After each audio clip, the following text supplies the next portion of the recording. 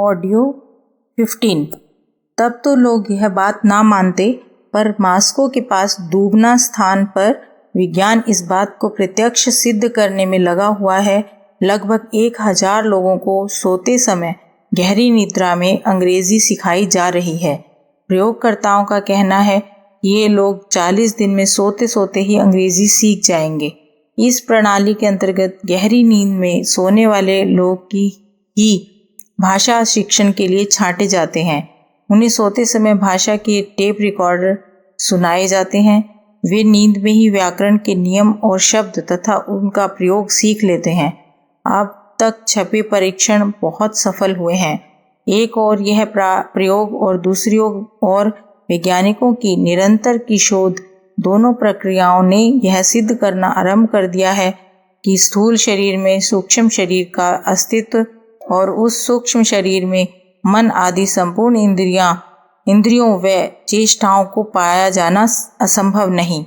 इन घटनाओं के कारण जो अनेक देशों और अनेक लोगों के साथ घटी हैं, वैज्ञानिकों का ध्यान भी इस ओर जाने लगा है।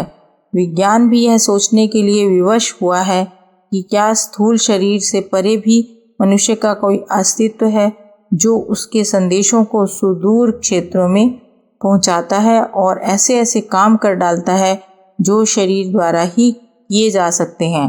बिना किसी स्थूल माध्यम के एक मनुष्य के विचारों और संदेशों को पहुंचाने की इस प्रक्रिया का नाम है परामानसिक संचार, टेलीपैथी। रूस के लेनिनग्राड विश्वविद्यालय में फिजियोलॉजी विभाग के अध्यक्ष प्रोफेसर लियोनिद वासिल्येव ने अभी कुछ समय पूर्व एक अनूठा प्रयोग किया। स्मरणीय रहे कि रूस का शासन तंत्र धर्म, ईश्वर और आत्म तत्व की मान्यता को न केवल अनावश्यक मानता है वरन उसे अफीम भी बताता रहा है। फिर भी इस तरह की घटनाओं के कारण वास्तविकता की ओर उसका ध्यान गए बिना नहीं रहा। प्रोफेसर वासिल्येव ने टेलीपैथी द्वारा कई मील दूर स्थित एक प्रयोगशाला में कार्यरत अनुसंधानकर्ताओं को सम्मोहित कर दिया और वे लोग जो प्रयोग कर रहे थे उनसे वह प्रयोग छुड़वा कर किसी दूसरे प्रयोग में लगा दिया। अनुसंधानकर्ता वैज्ञानिक अनजाने ही परवश से होकर वासिल्येव के संदेशों का पालन करने लगे और उन्हें यह भान तक नहीं हुआ कि वे क्या कर रहे हैं।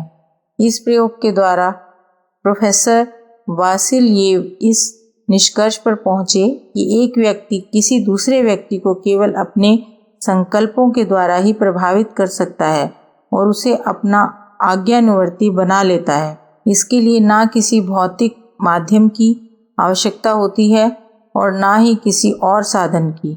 यहाँ तक कि स्थान की दूरी भी इस प्रक्रिया में कोई अवरोध उत्पन्न नहीं करती। मनुष्य एक हंसने, बोलने, सोचने और निर्णय निर्धारण करने वाला कल कारखाना है। किसी भी कारखाने को चलाने के लिए शक्ति की जरूरत पड़ती है। इसे तेल, भाप, कोयला, बिजली आदि के सहारे ताप रूप में प्राप्त किया जा सकता है। प्राणियों द्वारा धकेले जाने पर भी यह शक्ति प्राप्त होती है। शरीर का कारखाना भी शक्ति चाहता है।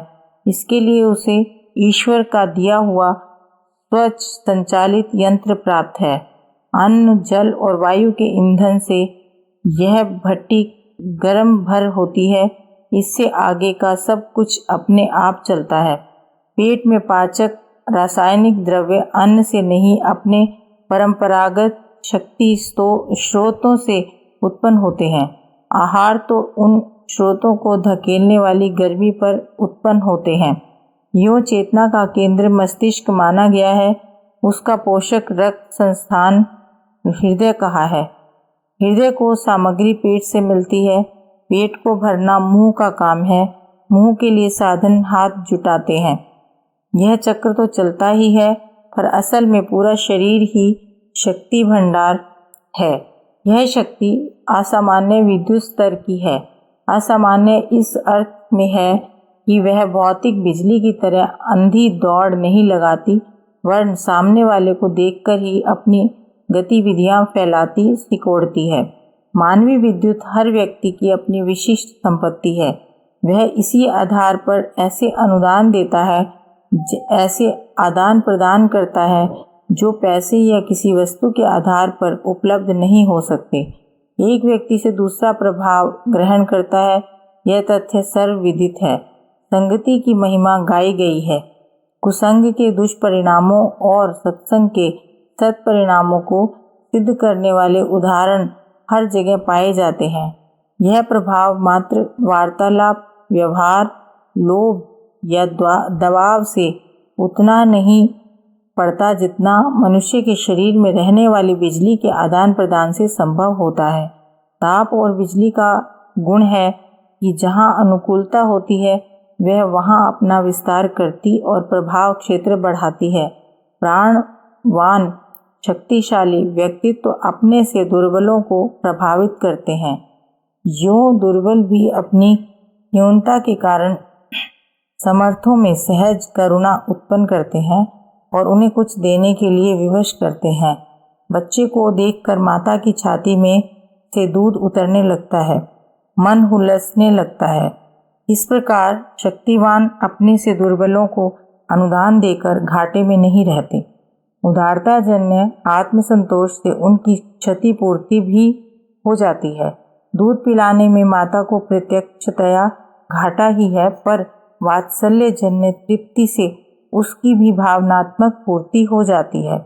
भावोद्रेक प्राणवान होने का ही लक्षण है।